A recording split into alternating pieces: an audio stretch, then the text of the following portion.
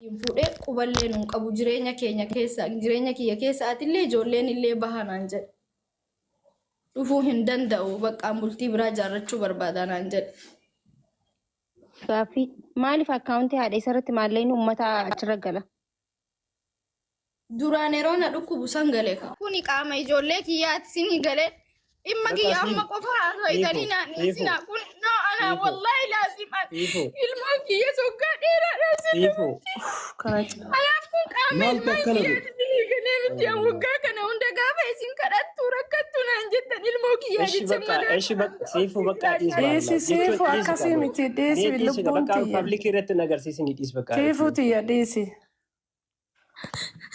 Wadhaan ilmoon kiyyaa akka nama zarii hin qabneetti jechuudha waggaa meeqa guutuu asitti kophaa keenya akkasitti rakkan nama daakiyya dhofkadhe bakka anaaf sagaleen. Biyya kanallee dhufuu hin danda'u naan jedhe.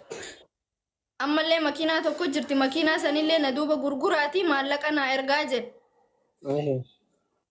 Ani dhimmi ilmaanii nan galchuu ilmaan kana akka feetetti guddifadhu sillee ijoolleellee jireenya kiyya keessaa baasee jira. Jireenya kan kee dhuunfaa jiraadhu naan jedhe. Amma abbichi jechuun gaafa dhiifama naa godhate namtichi jechuun abbichi ispoonsara dura isinii ta'eeti akka ijoollee maqaa isaatiin jirtu akka dhimmi kee marti maqaa isaatiin walii hidhannaa qabu beeku kuni dhimma kan kee rakkoo kan kee kan akka ijoollee kana kophaa guddistu akka ijoollee kana keessa ati biyya kana keessa rakkattu hin beeku. Maaliif beekan jarri ittimee jira garuu yoo beekanillee onni isaan gochuu danda'an maaltu jira abbaan uyyuu itti jabaatee. Eshi haadhati nama dubbiin dheeressu ganna gabaa maas gargaara wanti ati gargaarsa itti barbaaddu gargaarsa mallaqa ammoo maali akka nama kana yookaan ispoonsara biyyaa bitattee waan kanarraa rakkina kanarraa bahu barbaadamoo yookaan ispoonsara biraa si jijjiiramee rakkoo kana keessa baatee maqaa ijoollee kanaa jijjiirsifattuu barbaadamoo maal inni atama shoortaan sar gabaabsi waan kana kana jedhamu. Qoyi bar gaaffiin isin galaan jiru na fakkaata. Wanti amma isin jettu laal namni kun gizee hedduu amma akka isirraa hubadheetti. Namni waan bakka rakkoo isii kan akka hubannu barbaaddu na hubadhaadhaan mala amma isin sagalee naaf ta'a na hubadhaa miidhameen jiraadha jechaa jirti. Malee gargaarsaa miti achirraan immoo ispoonsarrii ilmaa kee akkam isin jettutti usmee galchi usmee fa'aa jeneraal fa'aa galchi ijoollee waa dubbachuu dandeessu laal. Amma ispoonsarrii jechuun maqaa isaatiin jira jechaa jirti sigalee ispoonsara sanirree akka nama tokkotti biyya kana bahuu qabdi ijoollee qabdi. Jireenya jiraachuu qabdi. Makiinaan immoo biyya tana jirti makiinaan jechuudha. Makiinaan maqaa isaatiin jira. Yoo kan maqaa isaatiin jiraatu akka seera biyya kanatti waan maqaa keetiin jiru waa gurgurachuus ni dandeessa. Beekte biyyuma kamittuu Itoophiyaatti waan maqaa keetiin jiru banni gurgurtaa bara. Maaliif jennaan waraqaa irratti maqaa keetiin jira taanaan akka feete godhuu dandeessa. So makiinaan sunillee akka maqaa ijoolleetti deebi'u. Maalleen amma wanta kana keessa hawaasa Oromoo hin galche jechuudha. Wanta kana haguureessu uummata Oromooti hagargaareessu uummata Oromooti hawaasa isii gargaareetti himachaa jirti na hubadhaan sanna fakkaata. Ekoo kana keessatti gargaarsa barbaachisa kanamaa kee amma kanarratti wanti isin jette kanarratti illee namni bira dhaabbachuu barbaachisa diinagdee waa tokkoon isinitti mala. Mana dalga deebisiisiifu. Wanni godhi mana dalga deebisiiti mana dalga deebisi mana nama saddeeti deebisiiti ol galchi jeneraaliin jala jirti ijoolleettiin. Okay, maakii ilaali wanni ani isinitti muu qabu. Maallaqa dheengedda gadaa restorantiin illee na gargaare san hawaasni Oromoo waan an gargaarame sa. Lakki ani maallaqa gadaa restorantiin na gargaare sanis sababaa inni makiinaa kan eega makiinaan kun guyyaa gaafa bitamtuuti. Galii silaa mootummaadhaa galchan hin galchine an maallaqa kana makiinaa duraanillee ittiin fayyadamaa hin turre. Isumatu makiinaa ittiin fayyadamaa ture. Eega inni hidhameetu baatii sadi eega gaheen maallaqa san isaaf jechan fuuchuu eegale sanuu na dhorkatanii warri masuulinnatii makiinaa sana ofirraa sanuu amma sigalee maallaqa gadaa restorantiin naa guure san sigalee ani homaa sumunii tokko irraa hin fayyadamne makiinaan sun qabamtee makiinaa sanan ittiin baase sababaan isiin qabamtes ulaagaalee seera isaa hin guunne eega guyyaa gaafa bituuti baajata mootummaa waan hin galchineef qabamtee doolaara 3,300 makiinaa sanan ittiin baase. Akka naa beektan wadda isinii baasu jechuudha. Anu dhageen mootummaan biyya tanaa makiinaa qabdee jechuudha. Qabdee tan maallaqa saniin baase. Anumaa wanti makiinaan kunillee egaa gaafa bitamtuuti ani homaa irraa hin fayyadamne. Inni qabamee mana hidhaa baatii 3 moo baatii 2 egaa gaheen maallaqa san gaafa rakkadhee waan ani ittiin deddeebi'u gaafa dhabu kennaafi jedhe mana hidhaa keessallee taa'ee kanan an asii isaa akkanatti sagalee ta'u kanan asii isaaf ilmaan isaati akkana boo hidhaa keessa taa'ee makiinaa sana gurguraati maallaqa lafa naa kaa'aa jechaa ture. Sigalee waan kana hunda ammoo amma eega inni mana hidhaatii bahee dhage akkasuma ammoo ammas dhiibbaa gochaa jira. Naa ergaa makiinaa gurguraati gaafa inni jedhu anqoosaa si'aa jira. Dhumarratti amma ammoo bultii biraa jaarratee jireenya biraa eegalee jechuudha. Kana waan na gootan na godhaana naa hubadhaa hanga onaa kophaa kiyya akka ijoollee kana guddisaa jiru. Ammas ammoo haalaan keessa jiru. Ilmaan kun keessanii akka gootan godhaati. Bakkaan akka dubartii tokkotti miidhameen jiraan wallaahi naasa'uu hin danda'an waan inni na godhe. Kan boyin sifu ani gama kiyyaa waan dhuunfaa kiyyaa akka nama tokkotti si gargaaraatti kaan immoo hawaasni jirullee si bira dhaabatuuti anaasallee sitti dheeressuun barbaaduuti yaa adreesii lakkoofsa kan keellee hin qabaa waa hundaas dubbisaati bakka ulfaadhaa galatoomaas min jedhaati yeroo gaarii qabaadha. Imboyin bakkaasi imboyin wanti hin dabarre hin jiru maaliif ennaan ijoolleen keelleen guddatti taarikni keellee boruun jijjiirama atillee boru nama biraa taatee jiraata guyyaan kun illee hin darba wanni hin dabarre hin jiru biyya lafaa kanarra eenyu namni wanti dhaabbataan hin jiru rabbii tokkocha nama uumee alatti. Kana jechuun boyin bakka guyyaan kun hin dabraati boyin bakka dubartiidhaati haadha dhiiraati haadha dubaraati boon sirra hin jiraatu. Boyin bakka boon sirra hin jiraatuuti waan dandeetta aga dandeetta yaada kee obsaan ibsadhu malee boyin dafi. Galatoomii.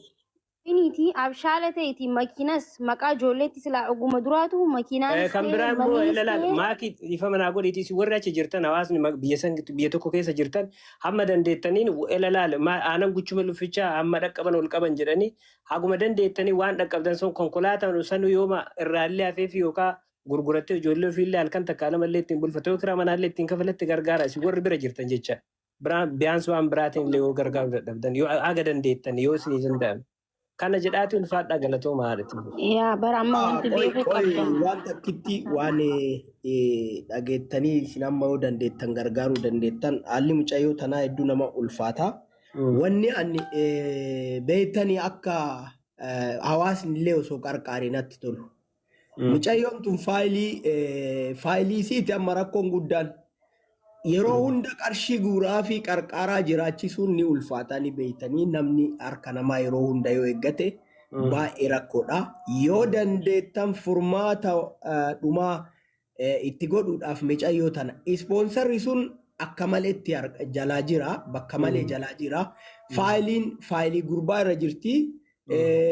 Isarraa agartee baatee ispoonsara san warri Kanaadaa waan kana akka sirreessuuf argitanii yoo danda'ame gara seeraatiin haa ta'u xabaqaa fi dhaabanii haa ta'u argitanii ijoollee tana biyya kana keessa guddisuun ni ulfaata argitanii. Namni lubbuu fi takkatti nu jiru bakka dhaabatu namni Awurooppaa Ameerikaatti ijoollee haganaa ilmaan haganaa baaftee biyya isa haganaa keessa dhaabatuun kiraa manaa kafaltee jiraatuun ni ulfaata dhiisan maka isin. Yaa saniifuu yoo dandeettan jarana waan biraatii miti amma as jala jirta warri Kanaadaa isiin faayilima gurbaa kanaa irraa baasanii ispoonsaruma Kanaadaa san qajeelchanii fi akka biyya kanaa baatu yoo godhanitu furmaanni isii furmaata waaraati. Ammallee birrii $200 $100 namni Oromoo waliin guuree jaran waggaa idmee guutuu nama horachuu hin danda'u. Ilma namaati guyyaa guyyaadhaan nyaatee dhugaa uffata jijjiirachuu barbaada kiraa manaattu jira. Soo kanaafuu yoo ka danda'amu taate doobbii galchiin doobbiin gabbuuteerti doobbii ol galchiin yoo ka danda'amu taate. Waan kana ajandaa itti godhaa Oromoo furmaata waan jechuun namni haala nama isiniin jedhu kanaan waan atamma jette kanarratti dhala jeneraal waan atamma jette kanarratti namni Kanaadaa keessaa yookaan nama beektanii yookaan waan akkasii hariiroo qabdan namni akkasii meenu dubbisa yookaan asirratti paabliikii irratti koottaati bakka waan qabnuun hin gargaarama. Oma nama gaafa du'e tiishartii bichaa hojjetatanii arraba muuxataa boollarra dhaabatu arraba mataa qabrii namaarra dhaabatuun qofti tiishartii namaan hojjisiifatanii hin ta'u bakka yoo dandeettan oma gaafa duute biyyee irraa xooftanii hadha gargaara bakka waan qabdani. Saniifuu amma wanna san namni furmaata itti godhuu danda'u jalqaba irratti warra gaafa durii ispoonsara san galcheef ispoonsara sanillee sadarkaa inni irra jiru itti himanii ispoonsara san sababni gaaf durii godhaniif siifuuf yaadanii yookaan guru abbaa warraa isiitiif yaadanii osoo hin taane sababa ilmaan isii kanaaf yaadanii ammallee namni ilmaan kana harkaa qabu isiidha biyya baqaa keessa waliin rakkataa jirti. Kanaafuu Oromoo mucayyoo tana bira dhaabadhaa yeroo hunda asirra baatee akka isinin boottu kana isin cubbifti wallahi ani fi kiyyaa hin beeka argitanii akka isin itti jiraattu biyya kanatti nuyi warri argitanii lubbuu nama tokkootiif nama lamaatiin jiraannu biyya kana keessatti rakkina baay'ee hamaa keessa jirra nu mataan keenya isii haadha ilmaan afurii adda ofii ilmaan kana guddiftu dhiisa yoo dandeettan nama ispoonsara gaaf durii galcheef san dubbisaa yookaan warra san dubbisaa waa maatii akka furmaata micayyoon tun argattu amma ispoonsarri sun bakka malee rakkatee harkaa jira haalli faayilii isii kun rakkisaadha waan kana irratti furmaata godhaa ajandaa guddaa godhaa ijoollee warra asirraa argitanii bakka warra sheekota ijoollee warra argitanii fooloowarsii qaban aktiivistoota kanniin dubbisaati waan kana furmaata godhaaf jarana micayyoon tun osoo biyyatti illee galtee bakki isiin dhaabbattu hin jiru akka argaa jirtan kana jaran sinigalee nazbee nama afurii isii waliin nama shanii biyya baqaa keessatti isiin takkitti nyaachiftee jiraachisu jechuun ni ulfaata nuti ni beeyna nuti ufii kenna rakkin namaa keessarra kennarra dhaabbannee oka isii ilaallu dhugaa micayyoon tun jabdullee amma yeroo hunda isiin kadhataa jiraachuu irra argitanii namni illee nama ifata rabbii miti argitanii sinigalee furmaata itti godhaatii bakka takkaan isii gayaa jalaa hafa ankanuma isiniin jechuu barbaada.